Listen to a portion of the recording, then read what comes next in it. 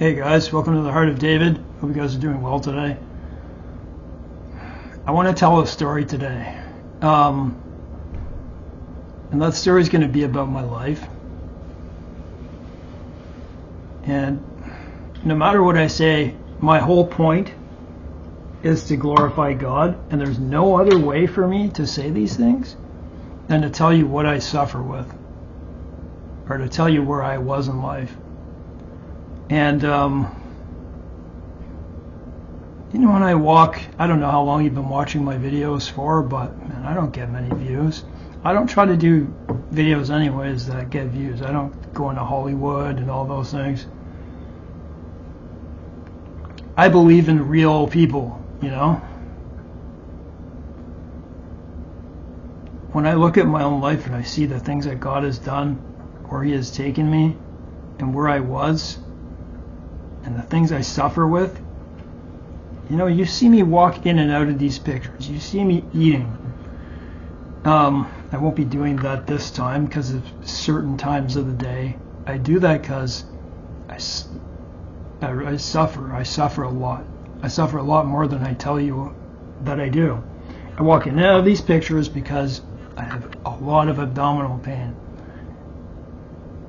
I'm suffering with kidney colic right now.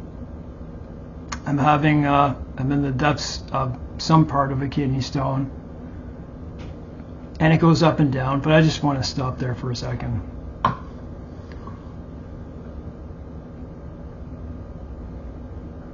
I just went to get a new pair of glasses, and so I went there and I sat down. I'm like, man, my kidneys, like the back is just pushing. I'm irritable. My thoughts are racing.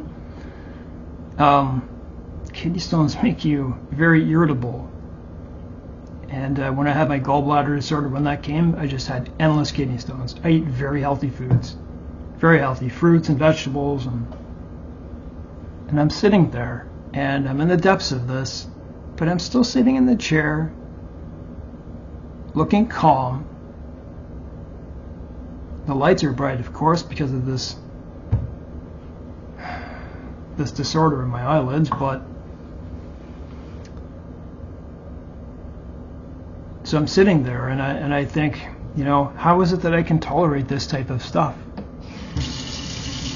And I just remember back to earlier days. Guys, do you guys know that I suffer with the most painful disorder on the earth?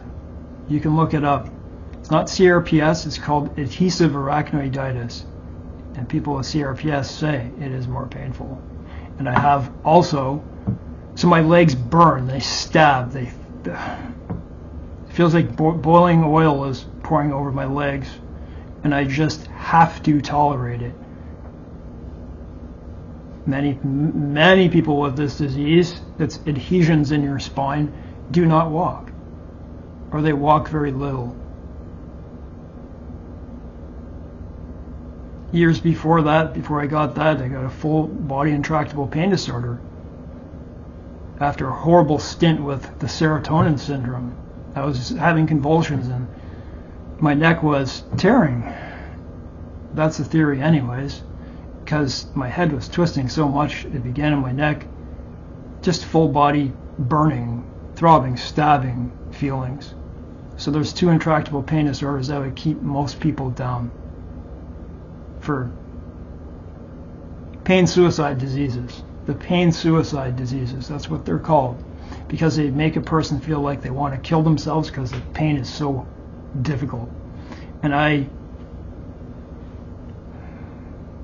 felt like David or Job, because I didn't get those diagnosed, because one was very hard to find, and the other just, the practices were not proper. There weren't good. Many people were killing themselves because the diagnosing process was so difficult to meet. And if you didn't meet it, you didn't get your diagnosis, and you walked away, you're still burning, you're still...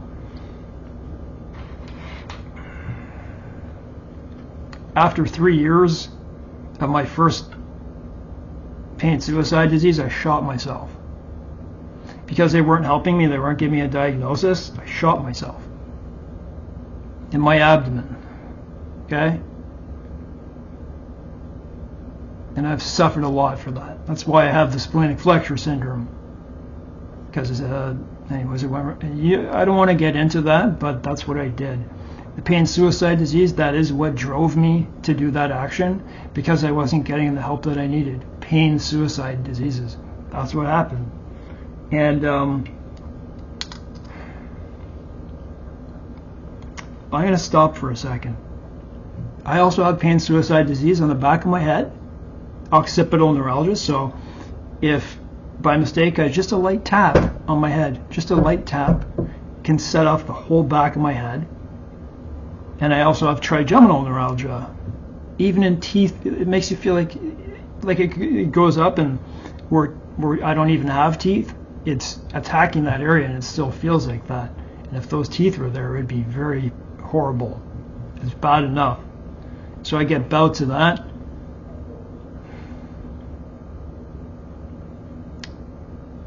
Just give me a second. There's no way for me to...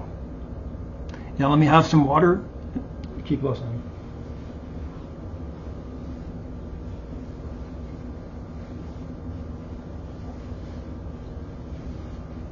I was a polysubstance abuser up until my 29 years old.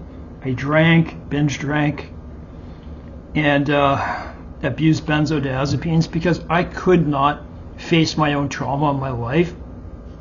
I went through a lot of stuff in my life. You know, I have autism too, and you know, I kind of have to fit that in there because I have autism, and so life wasn't so easy for me. A lot of people obviously didn't know that I did, but I suspected some things. But I, you know, because I had friends and, you know, I had girlfriends and stuff like that, and so, oh man, he doesn't have autism because of that, right? But I went through a lot of traumas, some very unspeakable things. When I say unspeakable, that's what I mean. You know, a guy stabbed me in the face in class in grade 8. I'm not even kidding you, right through, blood right out.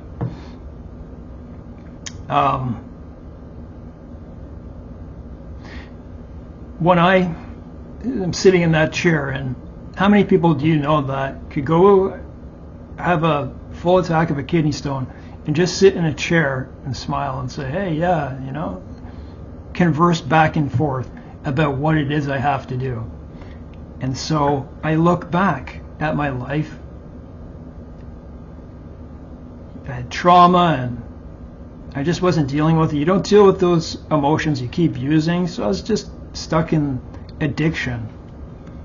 When I got my pain, when I was 24, it's hard to describe. I wasn't using nearly as much when I got my pain. I wasn't abusing opiates or anything. How do I explain this? I realized I had to stop those things, but yes, man, it's a very long story. I realized I had to stop the abuse, but when I got adhesive arachnoiditis, I started to drink alcohol to try to take away the pain in my legs, which isn't abnormal.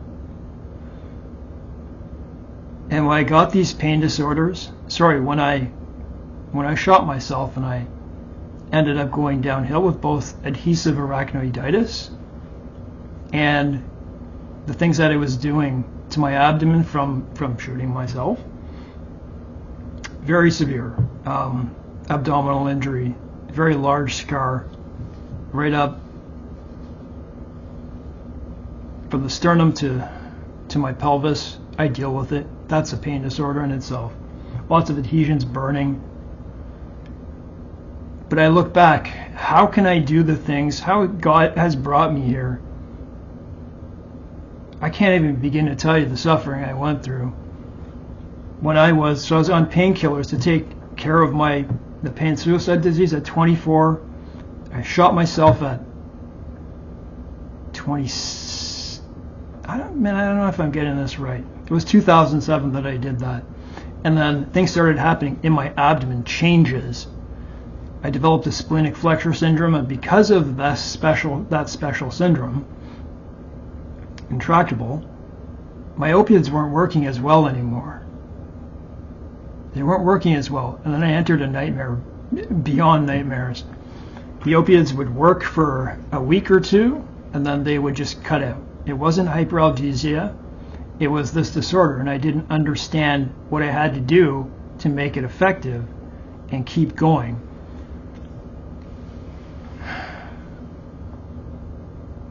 So what I had to do was, I guess it was a mix of both hyperalgesia and that. But the opiates that I was on, that I wasn't abusing, I would have to come off of them to get a full withdrawal, okay? I'd have to go through a full withdrawal just to reach a spot where I could go back on and it would work. There was nothing else out there that could help my pain. It was that bad. So I had my first intractable, full body CRPS-like pain. Then I got adhesive arachnoiditis. Then I shot myself. Then my abdomen became acute. All the adhesions and then the splenic flexure syndrome. It was a nightmare. And I had to keep going on, coming off. Methadone, OxyContin, oxycodone, I tried them all. And I tried to find, and through that, I went through 112. I counted them. I wrote them down on paper while I was going through them. I would be in withdrawal sometimes for 17 days, methadone. I did that 112 times. Do the math. I was in withdrawal half the time, and opiates the other half for, I don't know, 5 or longer years. I don't know, there's like so many mixing dates with things that happen that. So I look at my life now. Do you understand that I had to endure? Do the math. 10 days times 112, okay? 10 days times 112, over 1,000 days easy of pure opiate withdrawal, because there really was no other way. If I took it away, I couldn't walk. I couldn't handle my pain. Give me a second.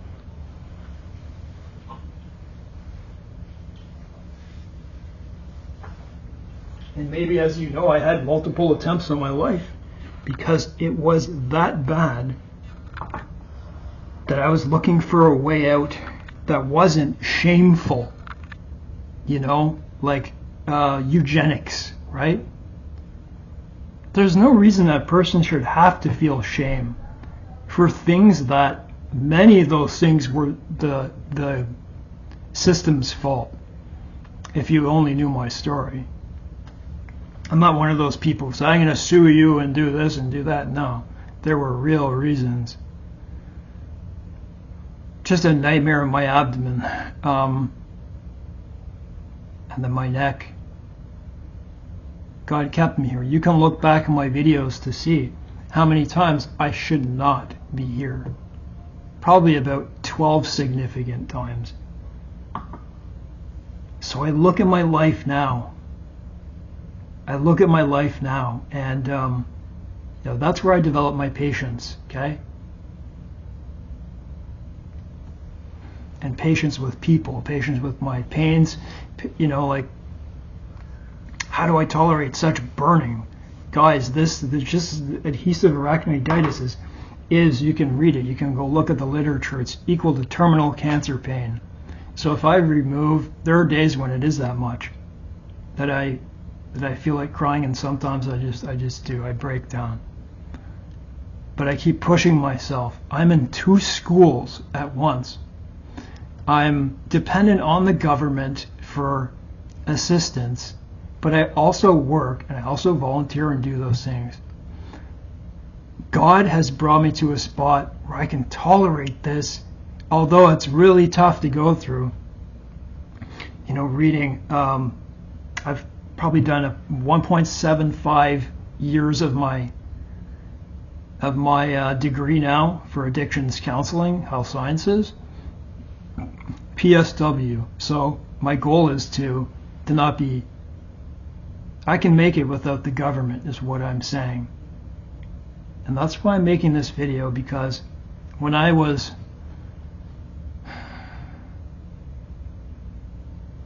doing that with my glasses there, and then going shopping afterwards, you know, on a motorcycle,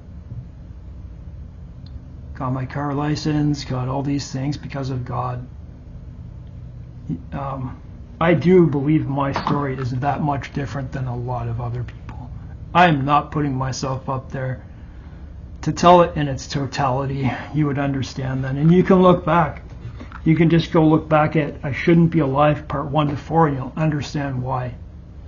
I wanted to leave this world. You know, it was very bad. It was really, really bad. And then when I finally moved in this place after my mother died, I faced my traumas. I faced them all. You know, I have a panic attack. So what? I have one. You may feel a bit of shame during those periods. No people pleasing type stuff. Learn who you are, introspect, and then go help other people. I can't believe the things that God has done in my life, and there are times where I wanna tell you everything, but it's just not possible. It's just not. I wrote a book, by the way. If anyone does want to know that, I don't make anything. I don't know. I maybe get $2 for a book or something, but I wrote that a long time ago. That story has changed. Got the vaccine and it induced what I believed to be myocarditis. I had every single sign, but I didn't have my heart imaged until later, a year later. And it left a permanent gallbladder disorder called biliary hyperkinesia. Go look that up. Go look at that and look at what the person's like in that video. Just that one disorder. Those people can't handle just that. And if I gave you the list, you'd probably vomit. I've learned to live my life moving, doing things with my hands. I work out in the morning. I'm very disciplined. I eat very healthy stuff. And it's all because of God. It's all because of God. He changed me from the inside out. God deserves the credit, not for me pushing and feeling the pain and the motivation, but it's a spirit of God in me, and God made a doorway for me despite all those things. And there's, just like Jesus, I'm not comparing myself to Jesus. Don't even go in that. There are not many things that I cannot empathize and discuss with people and come up with plans on how to get better. I do know how to do that. Pardon me.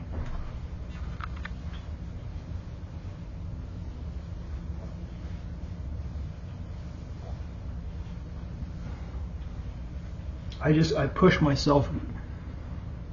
I know my limits. And I just realized, after a life of just hell,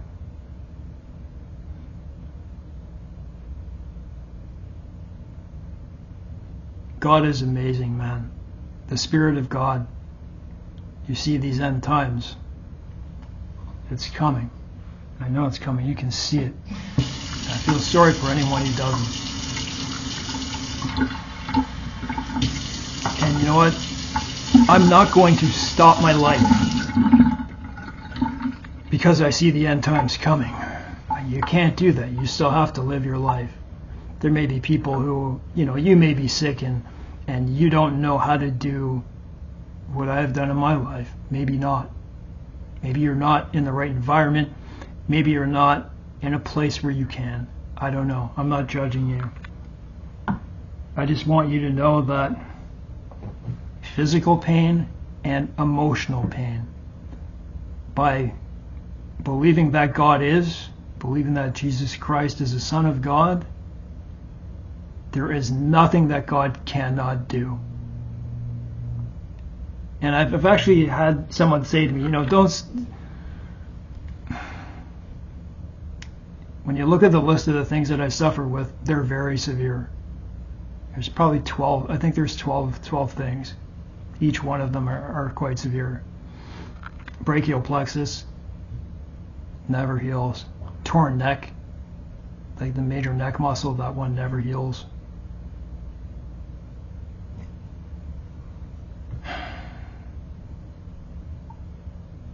I don't know. I'm well aware that I put this up, and I may walk out and people in my own building know I have a channel, know I have a Christian channel. And the only reason I open up and I tell you about my life is because I want to be an example. I want to tell you how great God is, and I want you to not feel shame in your life for the things you've suffered with and where God has brought you now. God can change your heart within you. He can change that heart of stone. And for the people who have disbelief about God or feel persecuted by him in some way, I want you to understand that God is love and God is with you. To let go of that.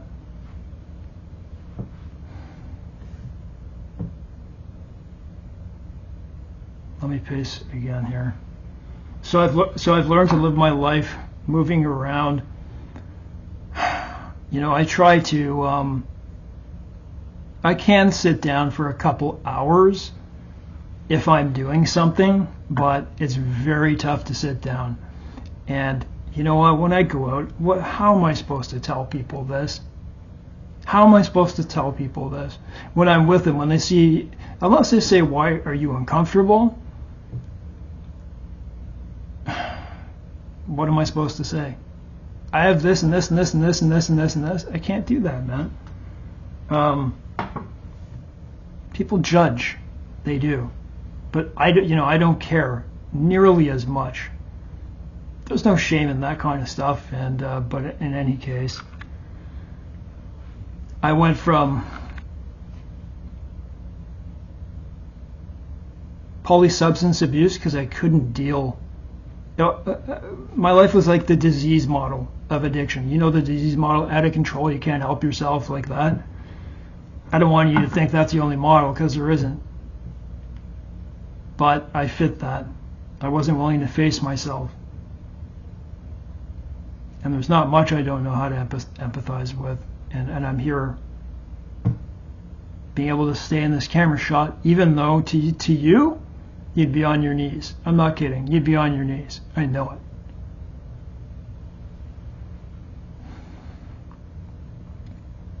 I want to tell my story, many times, but I hold my peace because I don't want to lift my own self up. I like humility. I like people who are humble.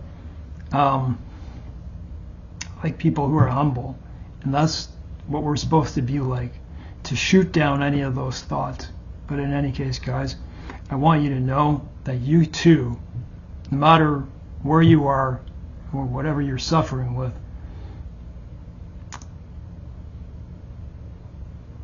if you put your faith in God, He can take you places. Both for your own good, but for His glory. Give me a second, I'm going to say this. I memorized a song.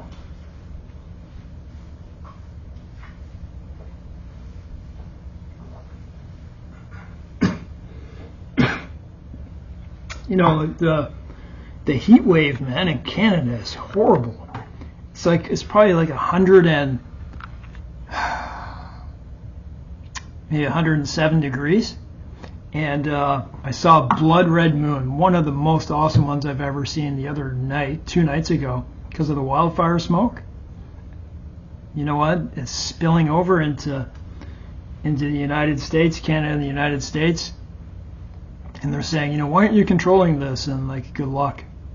They can't even control that California one. This one's much bigger. Much, much bigger. I think it's a judgment from God on America. And I forget your name. You're your symbol on your thing is Jesus and a half, I don't know if it's a half face and half Jesus. You left some comments on my thing about, you know, the whore of Babylon. Excuse me, that psalm, I know. I think you may be right. And Bolson, if you're listening, Bolson Outdoors,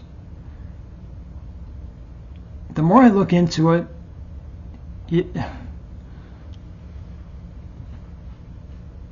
it's one of those things that it goes back and forth. You can't help but look at America and say, wow, they're bad. You can't. Where our Lord was crucified, that's what it says. Is Israel riding the beast? You really hit a chord with me with that. And then I watched the channel Parable of the Vineyard, and I saw much of the way I taught about Synagogue of Satan, but something else in there made me just realize it even more. It just, you know, may well be. You said by blackmail. Those who are being saved right now, what you call Messianic Jews, there's nothing, there's no differentiation, okay? As Paul says, neither Jew nor Greek nor female nor male. We're all equal in Christ. Those who are there right now, or around the world, who are, well, no, I'll say over there, who are Jews are being saved, those are the people who are going to be saved. And then Zechariah, yes, they're going to go through hell and they may call out and stuff like that. 1/3 are saved. I don't know. I can't pretend to know. I'm just waiting for it to happen. But let's see if I can recite this. And I know I may have a verse wrong here, but I know it, but I haven't said it in a while. It's Psalm 23. Just let me pace again, and I'm going to cheat, and I'm not going to cheat. I'm going to have to think about it in my mind.